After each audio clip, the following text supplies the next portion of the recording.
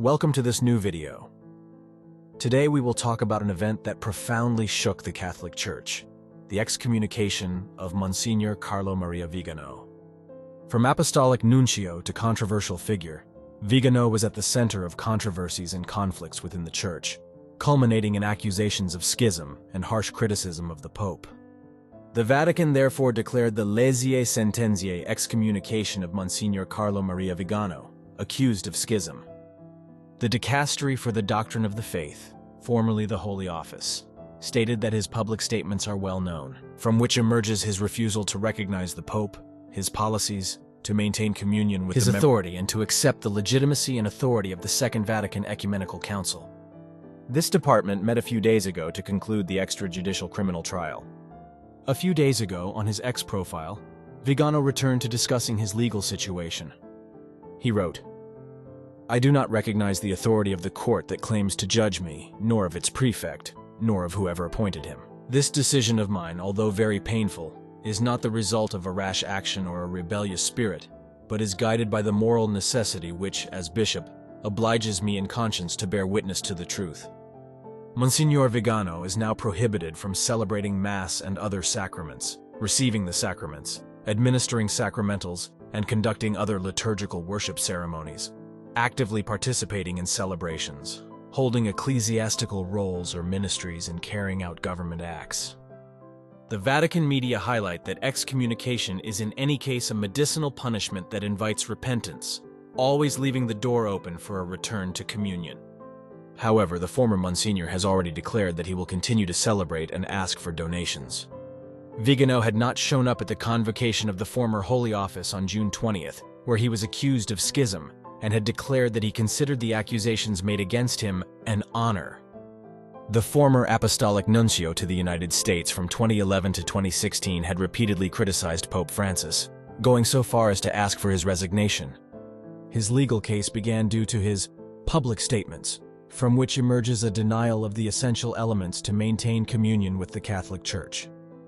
The rejection of the legitimacy of Pope Francis, the breaking of communion with him, and the rejection of the Second Vatican Council. Viganò's name had risen to prominence during the Vatican scandal of 2012, when among the confidential documents of Benedict XVI, made public, there were also some of his letters. In 1989, John Paul II had appointed him permanent observer of the Holy See at the Council of Europe. In 1992, again John Paul II had appointed him archbishop, personally ordained him at St. Peter's, and had sent him as apostolic nuncio to Nigeria. After 6 years, he was called back to Rome to hold the prestigious position of delegate for the pontifical representations in the Secretariat of State. The scenario had changed radically with the arrival of Cardinal Tarcisio Bertone at the top of the Secretariat of State, succeeding Angelo Sodano. Conflicts between the two become more and more frequent. Viganò is appointed Secretary of the Governorate of the Vatican City State. Subsequently, Bertone decides to remove him from Rome, and at the end of 2011, Ratzinger appoints him nuncio to Washington. Viganò tries in every way to avoid leaving, but Benedetto XVI does not change his decision so as not to contradict Bertone, forcing Viganò to leave. With the election of Bergoglio, Viganò was neither removed from Washington nor appointed cardinal, and, upon reaching the age of 75, he was sent into retirement. This leads to a confrontation, with Viganò publicly attacking Pope Francis on multiple occasions. In July 2023, the former nuncio founded the association Exsurge Domini, with the aim of supporting members of the clergy and religious punished for their traditionalist positions. Shortly afterwards, he also announces the creation of a traditionalist Catholic seminary to train seminarians who reject what he defines as errors of the Second Vatican Council, or the deviations of Bergoglio.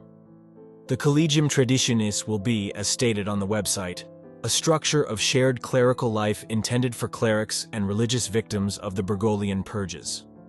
At the moment, this analysis concludes the story of Monsignor Carlo Maria Viganò, from his appointment as Apostolic Nuncio until his excommunication.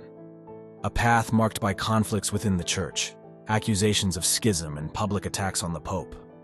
Now, with the foundation of the Exsurge Domini Association and the Collegium Traditionis Seminar, Viganò continues his fight for traditionalist positions. What do you think of this story? Do you believe that Viganò's excommunication is right or that his actions have any basis? Let us know in the comments below. If you like this video, give it a like and subscribe to our channel so you don't miss the next updates. Thanks for watching.